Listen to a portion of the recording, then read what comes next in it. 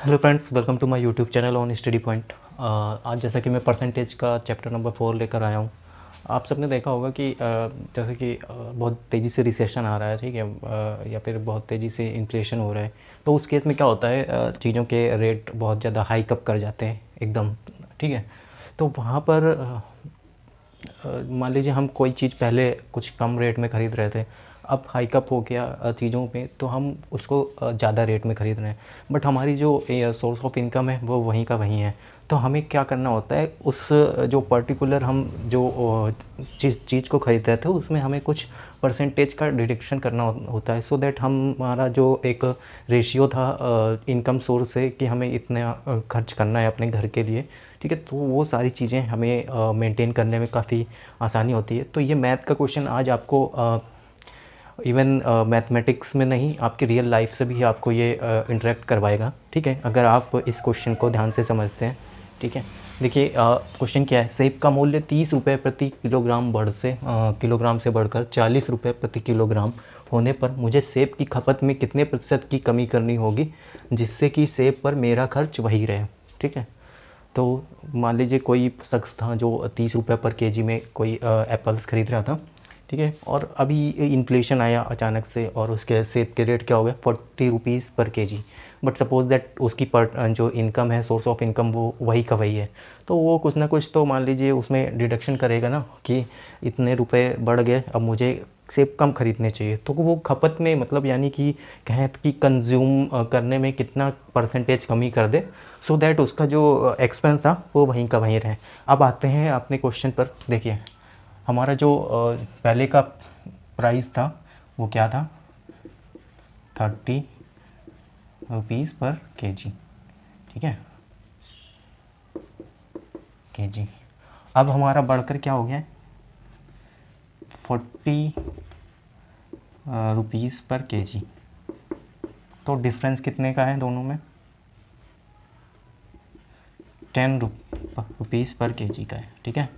तो हम क्या करेंगे, 40 - 30, यही तो हुआ 40 - 30, ठीक है, अपॉन, अब सेब का रेट हो कितना गया है, 40 रुपीज़, ठीक है।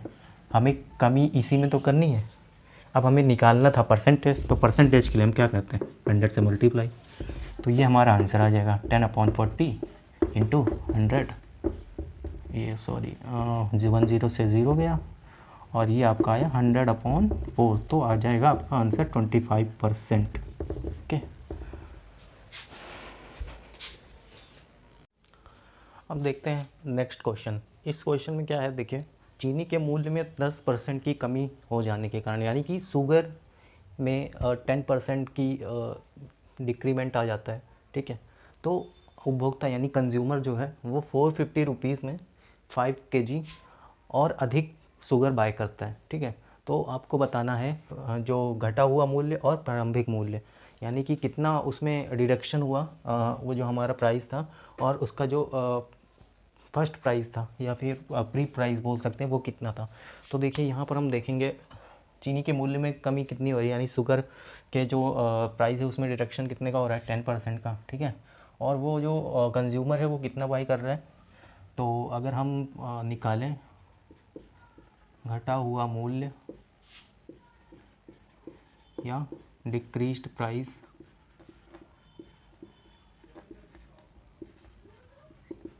हमें पर केजी का रेट निकालना है, ठीक है। तो देखिए 450 रुपये में 5 kg शुगर बाय कर रहा था, लेकिन हमें 1 kg का निकालना है, तो 450/5 इंटू 10% की कमी हुई है ना।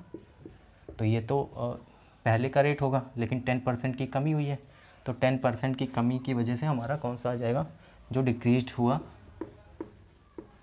होगा 10, तो 9 रुपीज़ पर केजी आ जाएगा ये, ठीक है।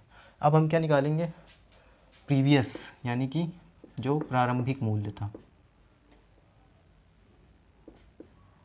प्रारंभिक मूल्य। इस केस में क्या होगा, देखिए प्रारंभिक मूल्य में 450/50 इंटू 10। अब यहाँ पर 100 की जगह हम 90 करेंगे, क्यों, बिकॉज ये 10% घटा ना, 10% घटा, हर एक चीज़ अपने आप का 100% होती है। अगर ये 10% डिक्रीज़ हो गया तो फर्दर पहले का अमाउंट जो होगा वो 90 रुपीज़ होगा कि नहीं होगा, बताइए।